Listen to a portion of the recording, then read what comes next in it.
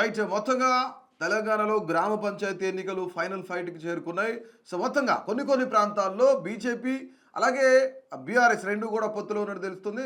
అలాగే కొన్ని ప్రాంతాల్లో వామపక్ష పార్టీలు అధికార కాంగ్రెస్ పార్టీ పొత్తులో ఉన్నట్టు తెలుస్తుంది. అంటే ఇక్కడ పార్టీలతో సంబంధం లేకపోయినా, పార్టీ గుర్తులతో సంబంధం లేకపోయినా కొంతమేర ఇక్కడ ఎవరైతే ఏ పార్టీ అయితే ఆ క్యాండిడేట్‌ని కాస్త బలపరుస్తుందో ఆ వ్యక్తికి కొంత ఎక్కువ ప్రాబల్యం ఉండే అవకాశం ఉంది. సో, మొత్తంగా తెలంగాణ రాష్ట్ర వ్యాప్తంగా చూసుకుంటే థర్డ్ ఫేజ్‌లో 182 మండలాల్లో ఈ యొక్క థర్డ్ ఫేజ్ ఎలక్షన్ అయితే జరుగుతుంది. రైట్. 3752 సర్పంచ్ స్థానాలకు అలాగే 12652 వార్డు స్థానాలకు ఎలక్షన్ జరుగుతుంది. దాదాపు ఇక్కడ మనం చూసినట్లయితే అభ్యర్థులు 12652 మంది అభ్యర్థులు పోటీ చేస్తున్నారు. 28410 వార్డులకు గాను అలాగే 75725 మంది అభ్యర్థులు పోటీలో ఉన్నారు. అయితే మొత్తం చూసుకున్నట్లయితే ఇక్కడ సర్పంచ్ స్థానాలకు సంబంధించి దాదాపుగా నోటిఫికేషన్ ఇది 4157 అలాగే ఏకగ్రీవం 394 మంది ఏకగ్రీవంగా ఎన్నికయ్యారు.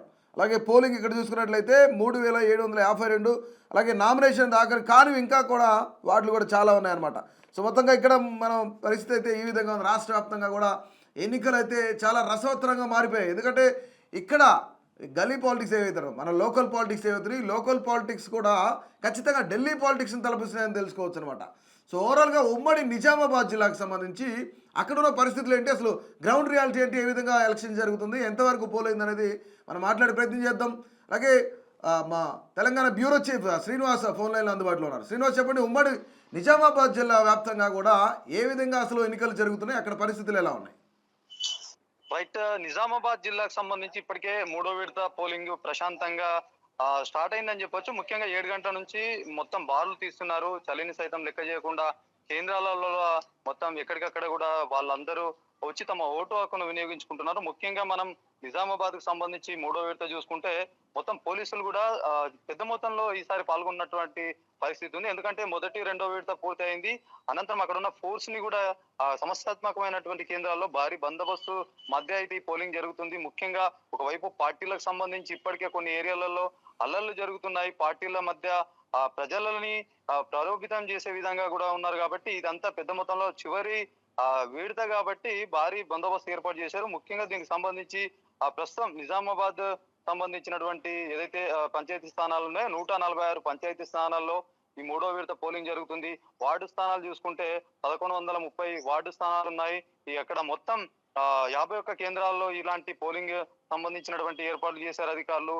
2-3 రోజుల నుంచి మూడో విడత ప్రశాంతంగా జరగాలని ఒకవైపు కసరత్తు చేసినటువంటి నేపథ్యంగా చూడొచ్చు. ముఖ్యంగా మూడో విడతకు నిజామాబాద్ సంబంధించి ఆర్మూర్ డివిజన్ లో జరుగుతుంది. పెద్ద మొత్తంలో 1100 మంది పోలీసు సిబ్బందితో భారీ బందోబస్తు అయితే ఏర్పాటు చేశారు. ముఖ్యంగా వెబ్ కాస్టింగ్ కావచ్చు, ఈ ఏదైతే మొత్తం ప్రశాంతంగా జరిగే విధంగా ఇన్స్ట్రక్షన్స్ ఇచ్చి పోలీసులు అయితే ఒకవైపు జిల్లా కలెక్టర్ కావచ్చు, పోలీసులు కావచ్చు పర్యవేక్షిస్తున్నటువంటి సిచ్యువేషన్ గా చూడొచ్చు. మరి కామారెడ్డి జిల్లాకు ఒకసారి చూసుకుంటే కనుక కామారెడ్డి జిల్లాలో ప్రస్తుతం 142 సర్పంచ్ స్థానాలకు ప్రస్తుతం అయితే ఎన్నిక జరుగుతా ఉంది. ఇప్పటికే 26 ఏకగ్రీవమైనటువంటి సిచ్యువేషన్. ఇందులో ముఖ్యంగా వార్డు స్థానాలకు సంబంధించి 1020 వార్డులకు అయితే పోలింగ్ జరుగుతుంది.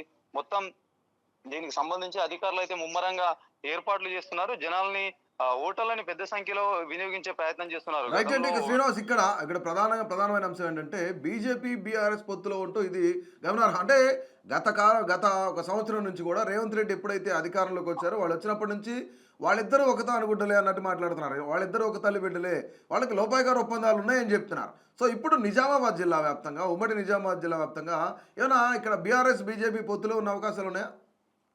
రైట్. అది ఏదైనా ఈ పొత్తు అంశం చూసుకుంటే గనక ఎక్కడైనా బహిరంగంగా ఈ రెండు పార్టీలు పొత్తు అన్నట్టుగా ప్రస్తుతం ఎక్కడ చర్చ అయితే లేదు. ఒకవైపు చర్చ నడుస్తున్నప్పటికీ అది కన్ఫామ్ గా ఇలా జరుగుతుందని చెప్పేసి చెప్పే అవకాశాలు లేవు. కాకపోతే కాంగ్రెస్ పార్టీ సంబంధించి వాళ్ళు ఆరోపిస్తున్నటువంటి సిచ్యువేషన్ గా చూడొచ్చు. ముఖ్యంగా రెండో విడత సంబంధించి మొదటి విడత కంటే రెండో విడతలో బీఆర్ఎస్ పుంజుకున్నటువంటి అంశం, బీజేపీ అదే స్థాయిలో కూడా బీజేపీ సైతం ముందుకు వచ్చినటువంటి అంశంగా చూడొచ్చు. మరి ఒకటో విడతలో ఉన్నటువంటి ఆ పరిస్థితి కాంగ్రెస్ కి రెండో విడతలో లేకుండా పోయింది. మరి మూడో విడత పైన కొన్ని అనుమానాలు సైతం ఉన్నాయి. మరి మూడో విడత ఎట్లా ఉండదు? అధికార పార్టీలో ఉన్నటువంటి కాంగ్రెస్ పార్టీ గ్రామ పంచాయతీని మొత్తం క్లీన్ స్వీప్ గా చేయాలని చెప్పి మొదటగా భావించింది. బీఆర్ఎస్ అసలు ఫామ్ లోనే ఉండకపోతుంది అని అనుకున్న నేపథ్యంలో బీఆర్ఎస్ ముందుకు వచ్చింది. బీజేపీ సైతం కూడా తన స్థానాన్ని కోల్పోకుండా పల్లె స్థాయిలో కూడా బీజేపీ బలోపేతంగా ఉన్నదా అనే విధంగా కూడా ఆ 2 పార్టీలు సైతం ముందుకు వస్తున్నటువంటి తరుణంగా చూడొచ్చు వసంత్. Right thank you.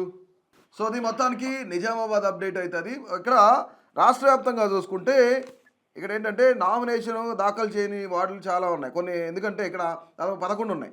ఓవరాల్గా చూసుకున్నట్టయితే ఇక్కడ నోటిఫికేషన్ ఇచ్చింది 36,434 వార్డులకు గాను నోటిఫికేషన్ ఇస్తే ఇందులో వార్డుల ఏకగ్రీవం చూద్దాం. 7,916 వార్డులు ఏకగ్రీవం అయిపోయినాయి అనమాట. ఇక పోలింగ్కి సంబంధించి 28,406 వార్డులు పోలింగ్ జరుగుతున్నాయి అనమాట దీనికి సంబంధించి. ఇక ఇక్కడ నామినేషన్ దాఖలు కానీ మీరు చూసుకున్నట్లయితే 112 ఉన్నాయి, ఇది ఉమ్మడి వరంగల్ జిల్లాకు సంబంధించి. రైట్, ఇక సీఎం సొంత జిల్లా అయిన మహబూబ్ నగర్ జిల్లాలో పరిస్థితి ఏంటి అనేది మా ప్రతినిధి చందు ఫోన్ లైన్ అందుబాటులో ఉంటాడు. చందు చెప్పండి, సీఎం సొంత జిల్లాలో అంటే దాదాపు అక్కడ ఎన్నికల పరిస్థితి ఏంటి, అసలు కాంగ్రెస్ పరిస్థితి ఏంటి? Thank you Vasant. పంచాయతీ ఎన్నికల్లో 3వ విడతకు రంగం సిద్ధమని చెప్పుకోవచ్చు. బుధవారం చివరి దశ పోలింగ్ జరగనుంది. ఉమ్మడి జిల్లాలో 27 మండలాల్లో ఎన్నికలకు అధికారులు అయితే ఏర్పాట్లు పూర్తి చేశారు. మంగళవారం మండల కేంద్రాలు అయితే సిబ్బందికి ఎన్నికల సామాగ్రి పంపిణీ చేశారని చెప్పుకోవచ్చు. ఒకసారి ఉమ్మడి జిల్లా వ్యాప్తంగా కూడా మొత్తం 1620 మంది పోటీలో ఉన్నారు. దీనిలో 27 మండలాల్లో 563 మంది సర్పంచ్ స్థానాలకు 5,016 వార్డులకు నామినేషన్లు అయితే స్వీకరించారు. 52 గ్రామ పంచాయతీలో సర్పంచ్ అభ్యర్థులు అయితే ఏకగ్రీవం అయ్యారని చెప్పుకోవచ్చు. మొత్తంగా అత్యధికంగా అయితే నాగర్ కర్నూలు జిల్లాలో 18 సర్పంచ్ స్థానాలు ఏకగ్రీవం అయ్యాయి. ఉమ్మడి జిల్లాలో 504 సర్పంచ్ స్థానాలకు 1,620 మంది అభ్యర్థి బరిలో నిలిచారు.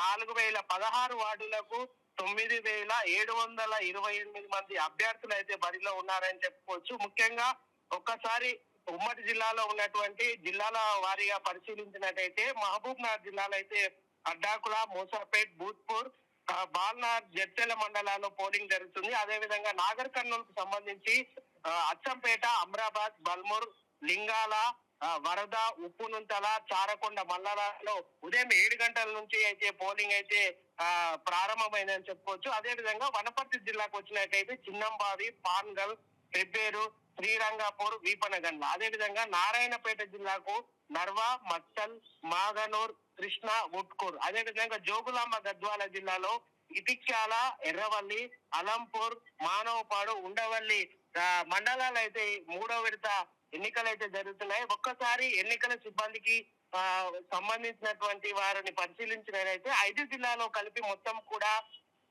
ఓపీఓలను 12,470 మంది ఓపీలను నియమించారు.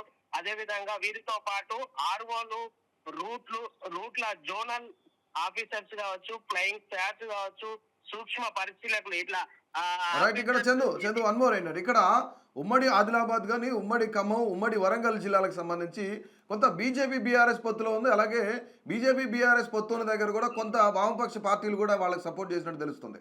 సో ఏంటి అసలు సీఎం సొంత జిల్లాలో గతంలో మనం చూసుకున్నట్టయితే సీఎం సొంత జిల్లాలో ఎంపీని గెలిపించుకుంటారు, వంశీచంద్ర రెడ్డిని గెలిపించుకుంటారు అనుకున్నారు.